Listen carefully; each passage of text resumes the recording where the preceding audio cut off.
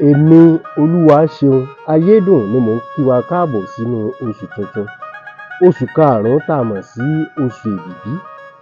Ibi ayé ò ní kàn wá, gbogbo ibi tí a bá jáde lọ, a ó máa lọ re, a ó máa bọ̀ re, a ò ní pàdé àgbákò lágbára Elédùà, a ò ní jẹni tán ń wá láṣẹ Èdùmàrè. Àkóbá, àdábá kò ní jẹ́ tiwa. Ọ̀rọ̀ tá ò mọwọ́ tá ò mẹsẹ̀ kò ní gbé wa débi tí ò dáa lóṣù yìí lágbára Elédùà. Ìrìnàjò tá a lọ tá ò ní dé, Olódùmarè kò ní jẹ́ ká rìn lágbára Elédùà. Gbogbo ẹni tó bá ti wá dájọ́ ayọ̀ sínú oṣù yìí, tán fẹ́ ṣègbéyàwó ni àbí ìkómọjáde àbí ohun yòówù tẹ́ ẹ fẹ́ ṣe lóṣù yìí tó jẹ́ ohun ayọ̀, tó jẹ́ ohun ayẹyẹ, á ṣe é lágbára Èdùmàrè. Ẹ̀mí wa tó dájọ́ ayọ̀ yìí sọ́nà náà ni ó ṣe é.